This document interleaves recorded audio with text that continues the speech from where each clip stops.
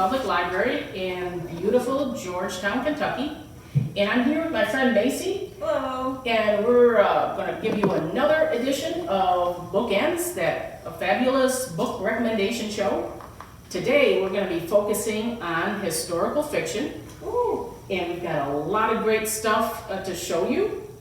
My first book for today is called The Water Dancer by Ta-Nehisi Coates. And this one was so popular that it took me years, a couple of years at least, to actually read it, because every time I wanted to read it, somebody else had checked it out. So it's very popular, and it's an excellent book. It's about a man named Hiram Walker, and he's kind of stuck between two worlds because he was born into slavery, but he was the son of the plantation owner.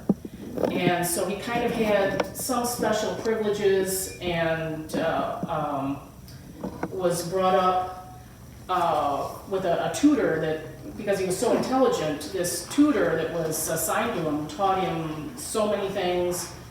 And he was in contrast to the plantation owner's white son, who was kind of a doofus, just not very smart, not dedicated to his studies. But Hiram was assigned to kind of watch over his brother and help him, because the brother was set to inherit the plantation.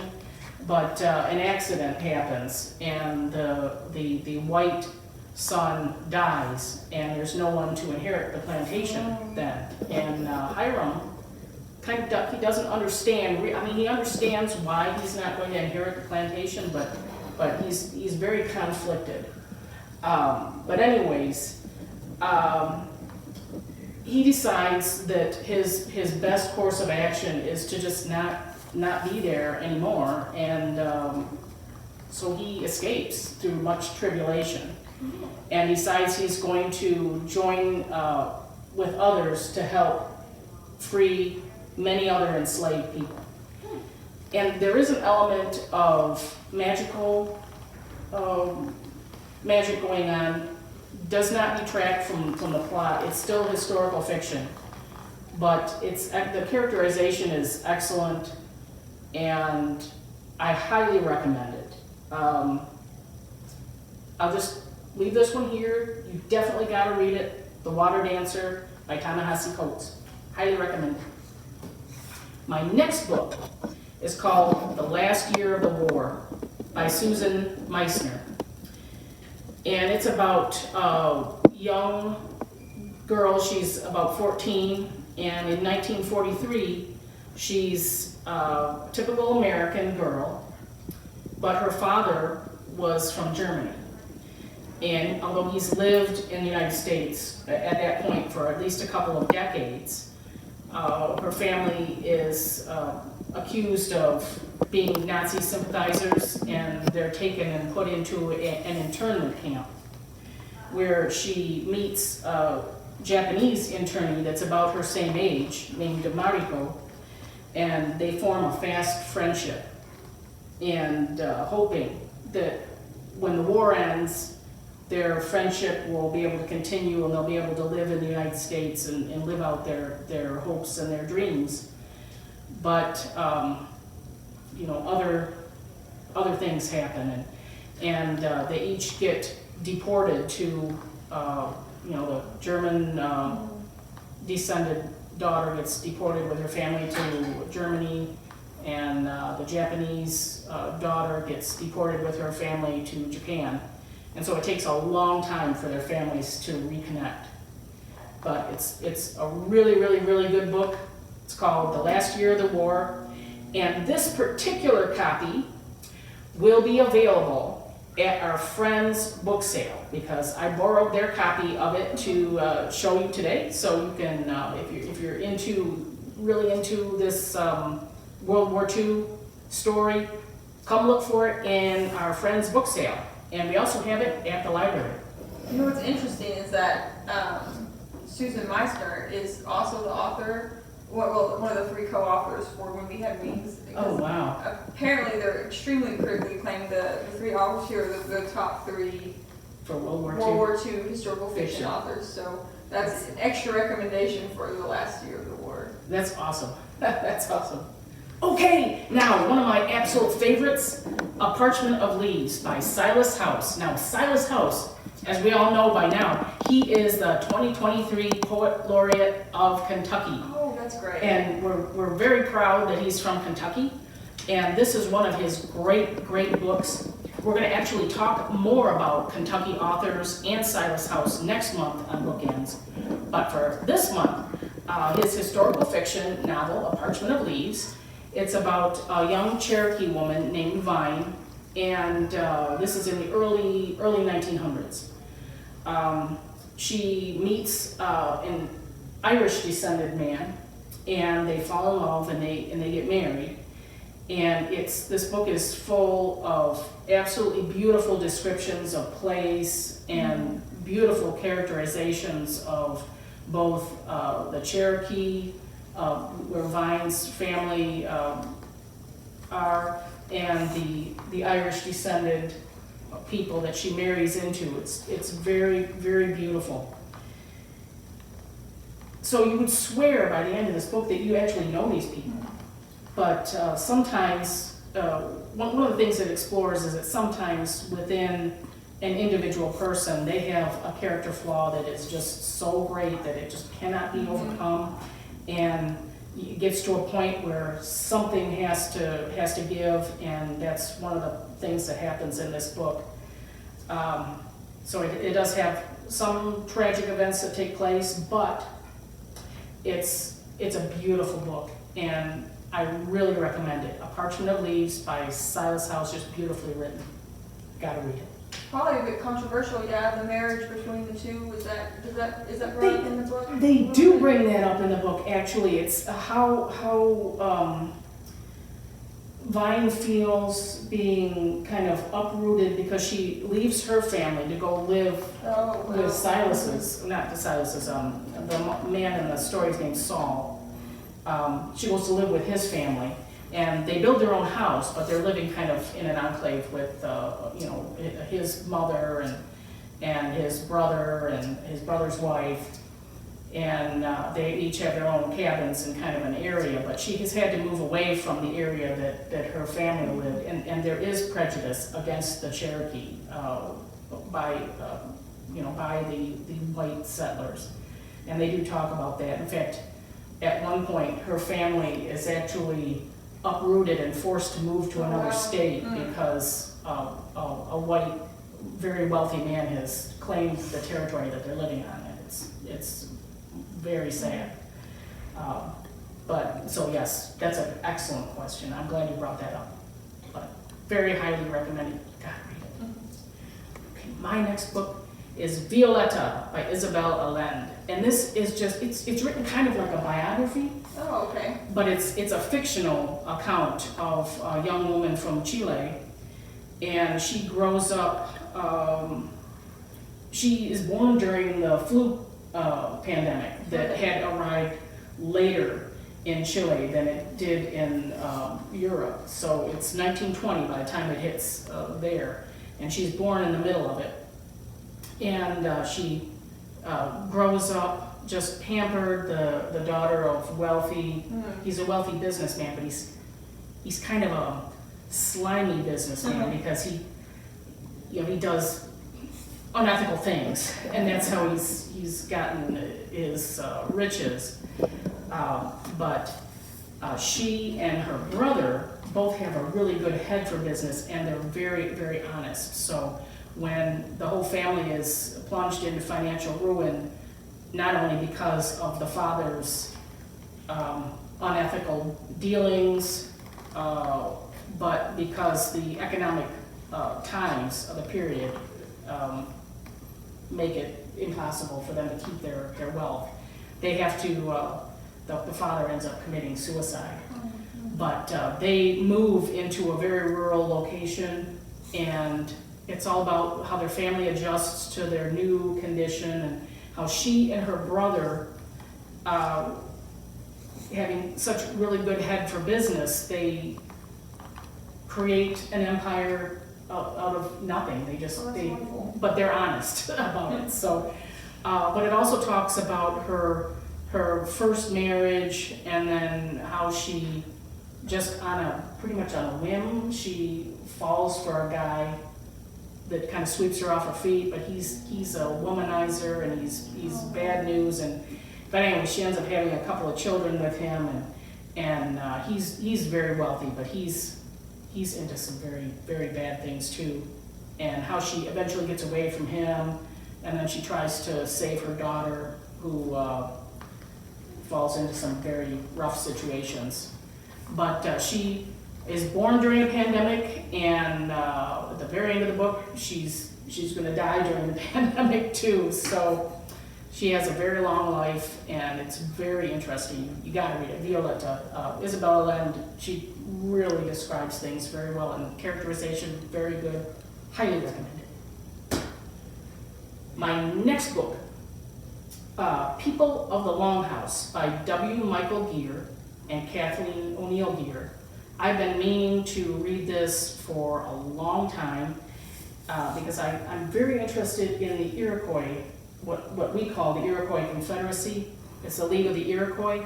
It's a group of different tribes that decided to stop fighting under the leadership and guidance of a man that they call the Great Peacemaker. But this book is about what went on before the League of Nations was formed, when the Great Peacemaker was a small child. He and his sister are kidnapped by a very, very horrible, evil person, and I will say, there are trigger warnings. I'll give you trigger warnings if you don't want to read about children being treated badly. Don't read this book.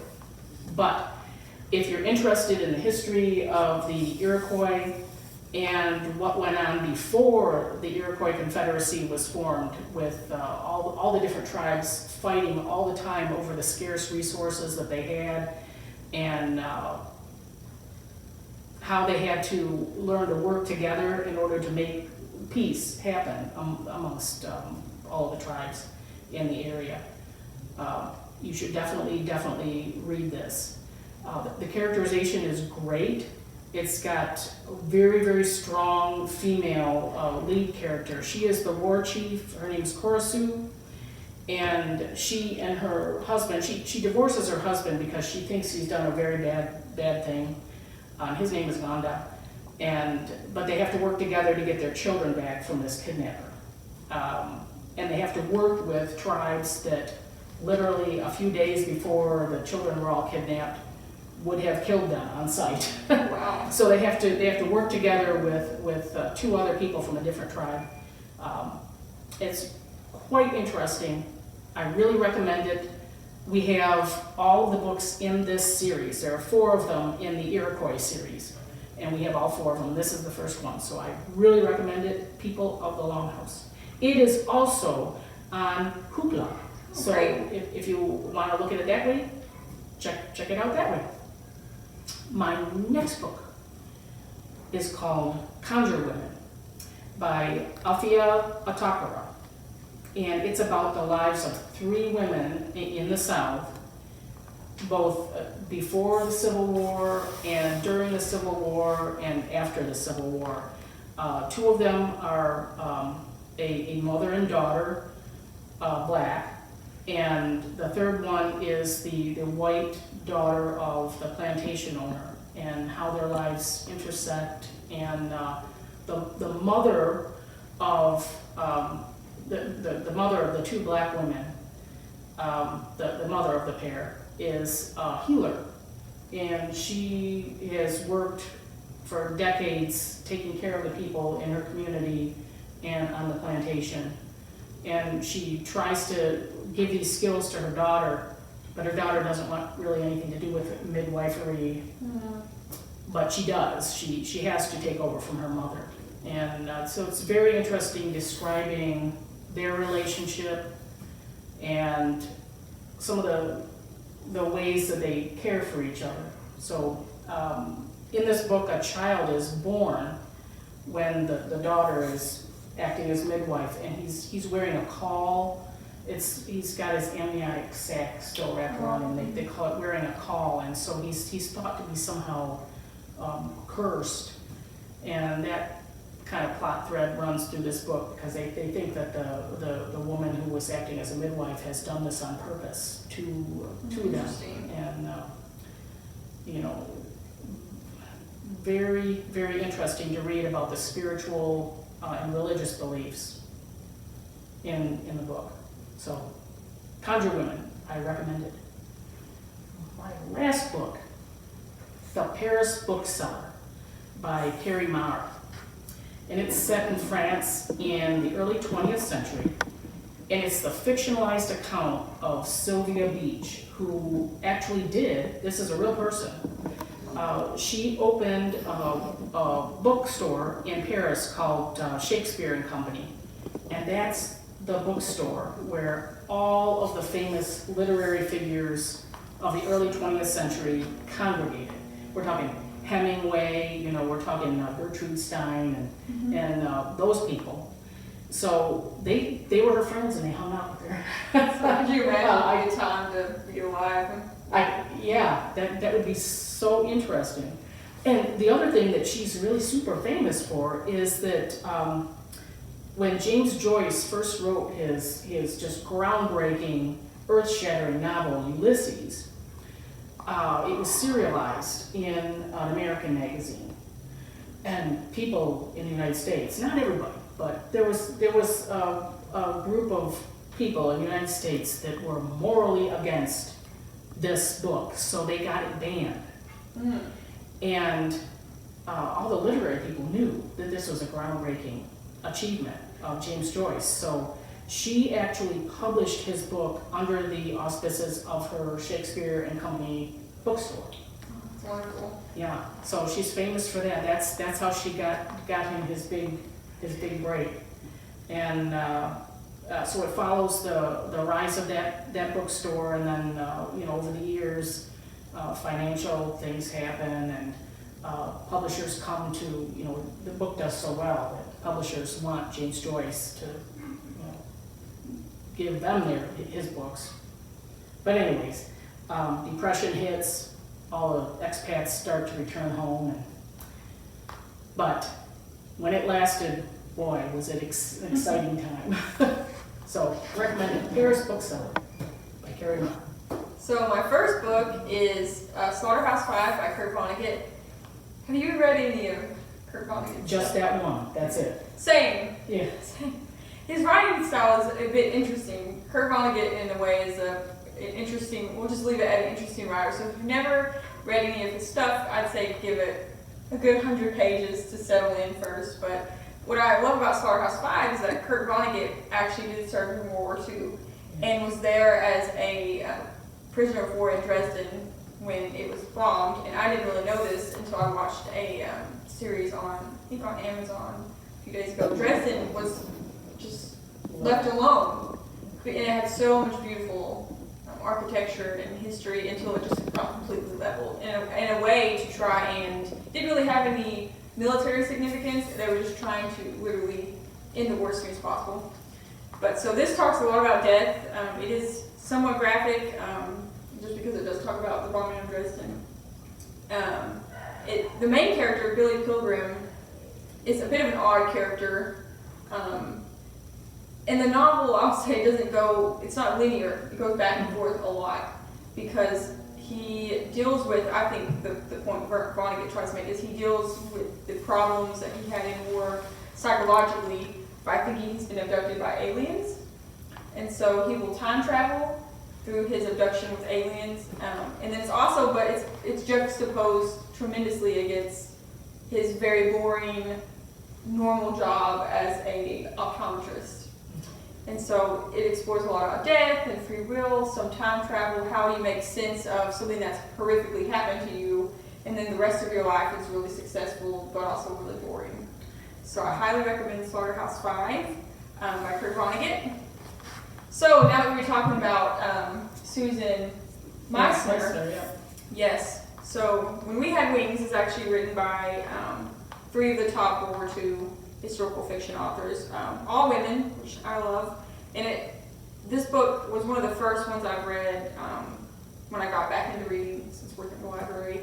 It follows 3 women, a U.S. Army nurse, a Filipina nurse, and a Navy nurse, Eleanor Ratliff. And so they're all serving in Manila when Pearl Harbor gets hit. And all of a sudden, a day, 2 days later, their place is getting bombed. So they really, all of them joined to become nurses or joined the Navy or the Army to escape something that happened in their past. And now they have no intention of getting involved in such a large war. So it kind of, they end up in this accident. They end up all becoming captured when different places fall, and interned at POW camps. And so in order to survive, they have to rely on each other and the friendships they make. Sometimes they go out of their lives, and sometimes they come back in. So there'll be points in the story when all 3 women are together, and there'll be points where only 2 and then only 1. But they each have to work together and to try and persevere in these horrible conditions that are in these POW camps. And then this is actually what I love about this book is it is based on a true story, on true accounts. There were nurses who were captured and interned as POWs when Bataan and Corridor fell. So it's based on, they call them the Angels of Bataan, the nurses there. And they were captured during the Battle of the Philippines. And so it's really interesting because they all end up coming together. But through their experience during the war, they have to grapple with the reasons they escaped to try and join, and that kind of comes back around. And then also the suffering that they experience while they're interned. So it's a great, wonderful 3 main female leads, all about friendship. And it's a beautiful book. So I highly recommend that. It's also new at the library, so you can find that in our news section. All right. I'm only about halfway through this book, but I'm loving it. Codename Verity by Elizabeth Bean. So this is actually the first book. There are at least 2 others in her series, but it's about 2 women. You can kind of sense a theme here about World War II going on. Mostly women, not Slaughterhouse Five. So they become unlikely friends. The first, the main character, they call her Queenie, but her codename is Verity, is kind of from more of a wealthier background. She grew up in a castle in Scotland, and she ends up becoming a radio operator and a translator in World War II.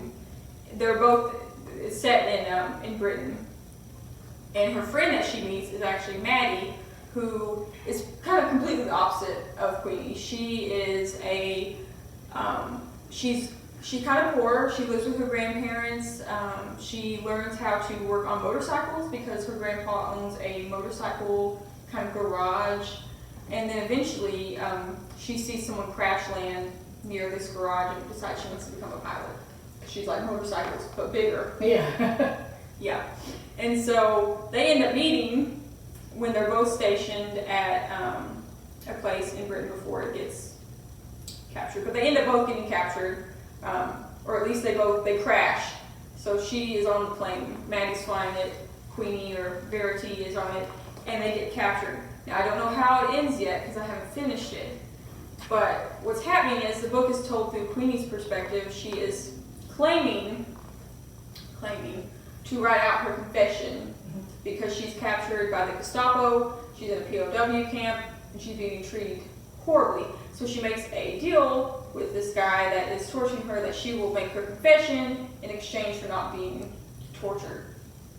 However, it hints, and the author does a wonderful job with this because it's really suspenseful at this point. The author hints that maybe this confession isn't quite truthful. Mm-hmm. Maybe there's another game being played going on psychologically between her and her captor. So we'll have to wait and see on that. But if you're looking for a book about espionage, female leads, plot twists, lots of plot twists, this book is definitely for you. And it is in our youth section. So if you're watching and you're one of our younger readers, or if you have a teen at home that would like something like that, then highly recommend this. All right. So my fourth book is The Book Thief. Love this book. So it is, if you love World War II historical fiction, The Book Thief is just kind of classic. You really can't miss it. It's a New York Times bestseller. And what I didn't know about this before I started researching a bit more is it is based on a true story. So the author was told this story by his parents. It's in the height of Nazi propaganda. The main character, Liesel, is a young lady. She ends up becoming a book thief. Because when this Nazi propaganda was going on, they were banning books, they were burning books, and so it was essentially illegal to have certain reading material, let alone, they weren't teaching people to read and write. So when she lives with, after her brother dies, and I think her parents as well, she kind of becomes orphaned and is taken in by this other family. She ends up living with this man, and this man teaches her how to read and write. And so when they're burying her brother, she finds this book in the snow. And that is her first act of book thievery. And so she ends up, going on to steal these books as a way of kind of a resistance. So I won't tell you how it ends, but it does talk about her journey and how that constant act of resistance throughout the war. She does survive, and what that looks like for her, and then how it affects her as an older woman, because you do meet her at the end of the book, kind of, you get her perspective. Oh, and something that is interesting about this book, unlike some of the other ones, is it's not narrated by a person, it's narrated by death. Oh my goodness. Yes, so it is told from death, and death is talking about Liesel and her experience. So, and how that death kind of affected her and her choices, I guess, to steal these books. So, my very last book is Take My Hand by Dolan Perkins Valdez. So this is the only book that I have that's not a World War II historical fiction book, which should give enough recommendation for it on its own. So it is set, I didn't want to get this wrong here, it is set in 1973 post-segregation Alabama. And it's actually based loosely on a real-life court case, Ralph versus Weinberger. So in this book, it follows Sybil Townsend. She's straight out of nursing school, which even in that time, black women were very limited on what they could do. Her dad is a doctor. He wanted her to be a doctor, but she said, no, I want to be a nurse, and I don't want to necessarily stay in my cushy kind of office and just serve only certain clientele. I want to get out there. I want to help people that might be less privileged than me. So one of her first tasks, she ends up working for the government. Kind of think of it more like what we have, like health departments. So she ends up working for what is basically a health department. And her first task is to go out and give birth control shots to young black girls. She's like, okay, so she goes, and first off, she is shocked by the conditions that they live in. Utterly shocked. But she just gives them no problem. But she wants to get to know these girls. Lots of her friends that are also nurses just go give the shots and get out of there. And what she discovers, to her shock, is that this weather will get us all, is that they don't know they're getting birth control shots. I was going to ask that. Yeah. They have no idea. So this is a bit of a trigger warning. So if you're triggered by any type of women not having say over what happens to them, forced sterilization, you kind of get an automatic trigger warning with all of our books because, some of them have horrific things that happen in war and different things, but this one shocked me a little. I'll say that. So no, they have no idea they're getting birth control shots. Because what happens is, kind of not officially, but unofficially, they come to these parents, they're like, hey, if you will get your daughters on birth control, we'll help you get benefits from the state. It's kind of an exchange. And so these girls have no idea. She finds out, in fact, that some of them aren't even really of age to need birth control shots. What's even worse is they know nothing about this shot they're giving them. It has lots of side effects. When she starts researching, she has to have a bit of a help from some of the local librarian and different things, but they have no idea what the side effects of the shot they're giving them, what the long-term effects are, and so she starts to investigate. She's like, this doesn't seem right. In the middle of her investigation, something horrific happens to one of the girls that she's taking care of. I'm not going to tell you that because it's like a major shocker, and that really angers her to continue with this. So she really pushes her investigation forward, finds out there are hundreds, if not thousands of girls all throughout Alabama, some in different states, that are being given these shots against their will. They have no idea what it is doing. And then they're also, basically, some of them are being forcefully sterilized, also against their will. Very young girls. So she works with a local lawyer, and she ends up building a case. She takes the state to court to sue them, basically, for forcing young girls to be sterilized against their will. So the book is a very hot topic. I think it's still very relevant to today. It talks about racism, racism in healthcare. How you're treated differently in healthcare, and the healthcare that you get depending on what color your skin is, but also your economic status. Because a lot of the people that she's taking care of are both black, but they're also poor. It talks about forced sterilizations, and then also the role of the state in these social services and what it means to get them in exchange for maybe something that you don't want to give up in return. So I won't ruin the end of that either, but I love that book. It's very powerful, and if you're interested in that kind of topic and what's going on in today's climate, then you will love Take My Hand. Wow, that sounds like a great one. I'm going to put that one on my list to read. Yes, it's so, Kurt Vonnegut just really drives you in it. All of a sudden, he doesn't ease you into it. It's not pretty. It's just blood and guts. But Take My Hand, and in some ways, also when We Had Wings, it starts out so, like you said, the beautiful scenery, quite peaceful, and then all of a sudden you're slowly introduced to this horrific thing that's happening. I think against that beautiful backdrop, it makes it almost worse because everything seems, quite calm, and then bam, then something happens, and you're like, oh no. So I like the way these two are written quite well for that. Yeah.